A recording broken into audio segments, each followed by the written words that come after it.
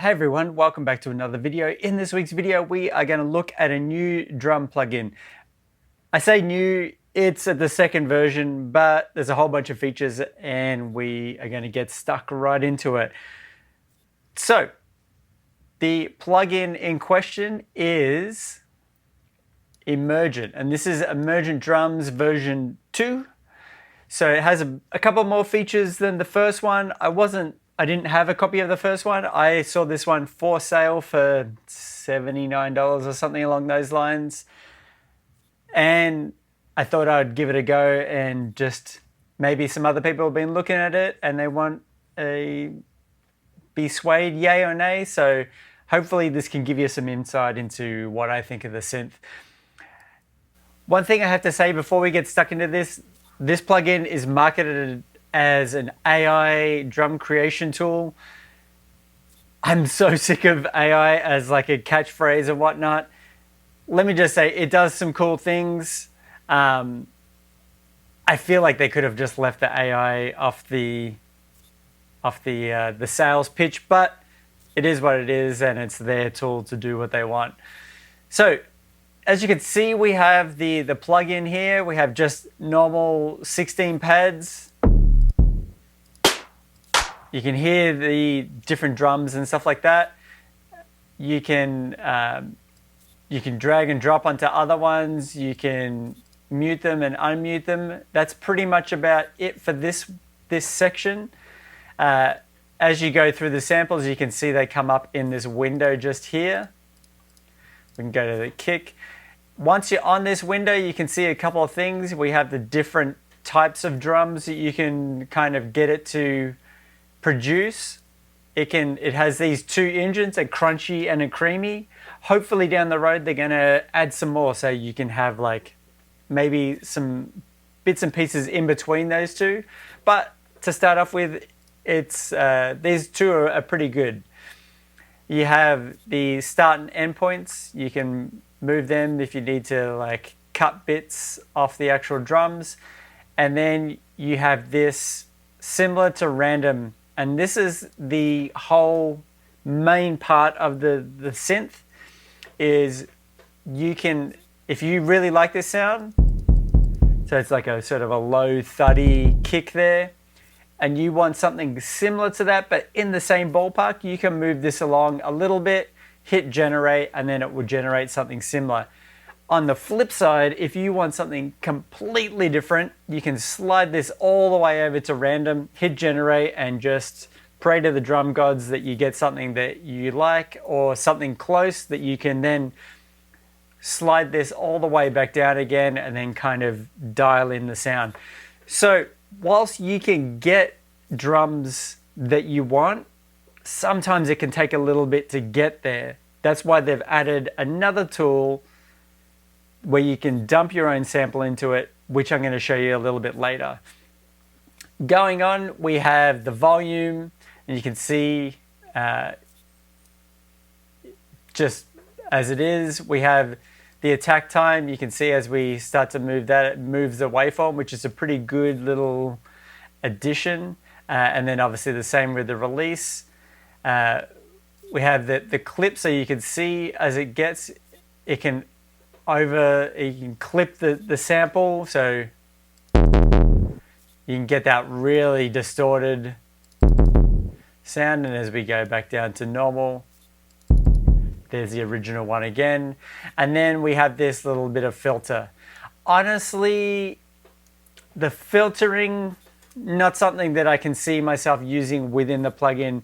Majority of the time, I'll just find something that I like, be like, okay, cool, I like this sample, bang, and then it just renders the sample out to me there. Then from there I can add my own plugins if I want to EQ, if I want to put filters on and everything like that. Just gives you a little bit more flexibility to manipulate the samples and whatnot. You've got left and right panning. I've seen on their social media sites and everything like that, they've put maybe two drums one left, one right, and then you can pan them so then you can get that good stereo sound. And then obviously tuning, which is a big part of it. So let's have a play around with the built-in sounds that we have now, and we'll produce some bits and pieces, and then let's add some samples into this so you can hear how it's changing a sample that I drop in there. And it's a good way that if you have some drums that you like but you want some more variety on those, you can then start to add them in and maneuver them and get yourself some more fresh samples. So we got this little kick. Let's go about a quarter of the way and then we'll generate another one. And if you can use the back arrow, that's what we had. And that's what we got now. So you can see it's a little change. So let's go back to the original sample and let's go up to about 50%. Generate. You can hear that it's a lot tighter. And if we go back to the original sample, has a lot more tail on it. We go back to ours. It's a lot more tighter. So let's go back to the original again and then go to about 75%. Let's generate. And that's super, super tight there.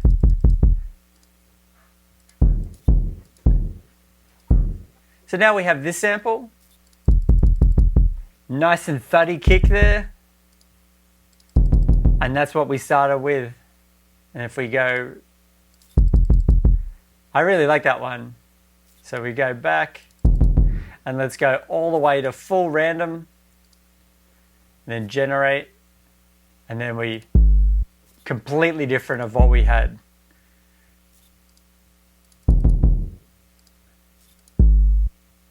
And we can use the little release to kind of tighten that up a bit. Oh, not there. We want the release. And pull this down to 0 again.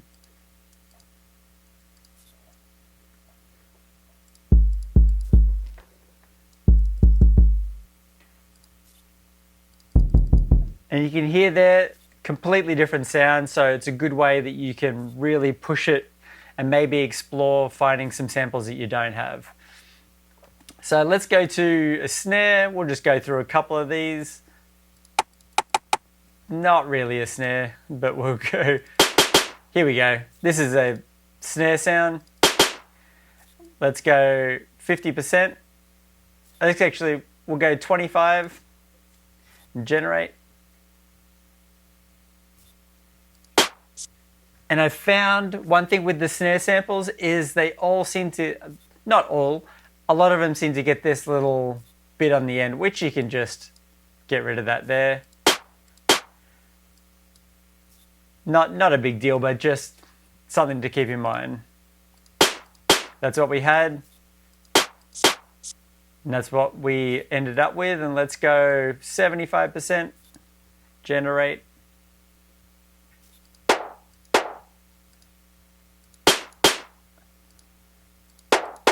So you can see the maneuvering of the sound and what you're sort of getting. One thing that I found is acoustic drums, they're not working super well when I put samples in. And also, the making of hi-hats, I feel like it's just not getting there. So let's look at a open hi-hat. And let's go 50%, generate. That's pretty good. It's probably one of the better ones that I've had whilst using this. They're very synthetic based sort of drums. See, that's kind of gone a little bit south, so I would just clean that up. Maybe go like this. Get rid of that. This would be a case, I think, if I had this one, is this would be pull it into your session, edit it, and then away you go. So let's have a quick look at the crunchy, and it's going to generate a sample for us. Let's go again.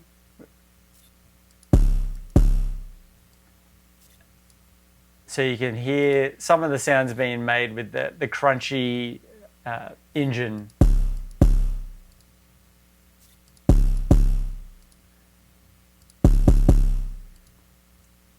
Let's move it a bit more and generate. Didn't seem to be changing the sample at all. Okay. Here we go. This is going to be completely random samples. So that's almost, if you filtered it, it's almost a percussion side stick sort of thing.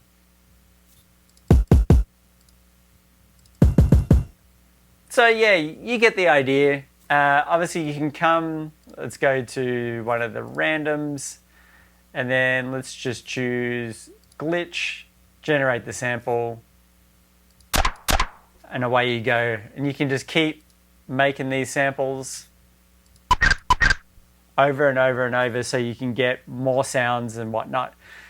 The next thing we're going to look at real quick is putting our own samples in there, and then the program will then give you variations of that sample. So obviously the same way as we looked at it before, you can go a little bit or a lot of bit, and let's look at some of the sounds and whatnot. To start off, I'm going to use, I put together a bunch of sounds, audio files. Let's go with a classic 808 kick. Where are we? A bass drum. You can hear that straight away. Let's pull that in onto the pad. So you can hear already that has a lot more attack on it. The little punch at the front. And then this has changed that sound.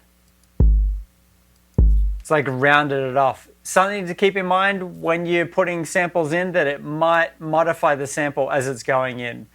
So let's bring that to just a little bit there and generate.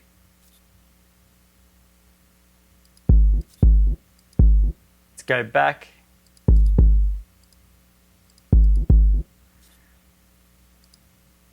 Let's generate again, see what we get.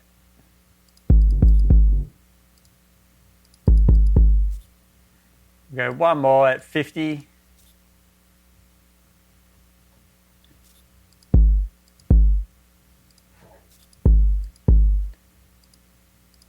See, I like this one. Nice, tight, sort of 808 sort of style kick. So it does work fairly well. You just got to keep in mind that it might modify the sample a little bit. So if you want something that, if you put something in thinking, okay, this is going to be really good, I'm going to put this on a pad, I don't want to generate anything, I just want it built within this drum kit, it might change it a little bit, the characteristics, especially when it comes to the attack. So let's look at something else. Let's go 909, and let's look at the hi-hat open. Let's go over to here. And then let's go there, generate. To me, that is not in the same ballpark, so let's pull that down a little bit.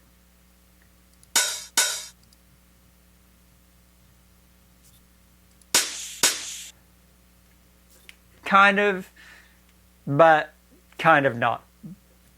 So you kind of get the idea that some of them works well, some of them maybe not so good. And the big one, the ride. So let's put that into cymbal and play that. And then let's see what it gives us when we just a little bit of variation.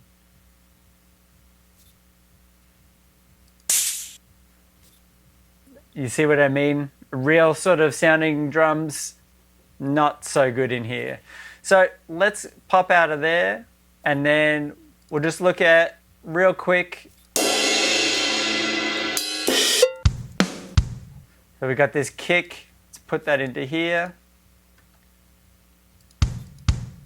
And then let's make a little variation. This is an acoustic drum kit that I got from the Logic Samples. And that's a real recorded drum kit.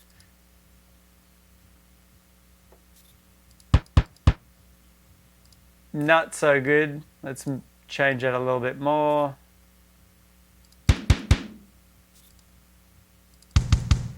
So you can see what I mean. It works really well on synthetic drums, not so good on acoustic. But let's have a look. So I went in and grabbed a couple of tracks from that I'm digging at the moment from Joy Orbison, Over Mono, and Bicep. I put all the tracks into RipX, ripped out the drums, and then found some little bits and pieces to work with. And I'm going to put some of these samples in because I know when I've brought a vinyl record or you buy a high quality WAV file of a track and maybe the intro or outro has a isolated kick or drum or something like that that you can sample out, that's money. That's the awesome stuff. So let's go to Over Mono. Got this nice kick here. So we've got this kick imported now. We could even give it a little bit more volume there. And then let's go all the way down and we just want little variations on that kick. Generate.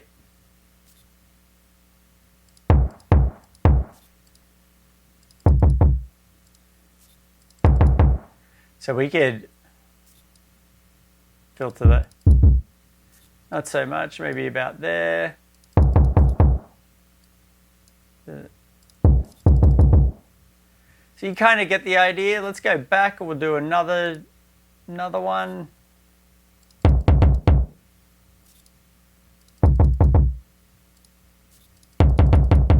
They're in the same ballpark, but obviously a little bit different. So had a look at that. Got this, let's put this into a little percussive bit. And then let's go all the way there.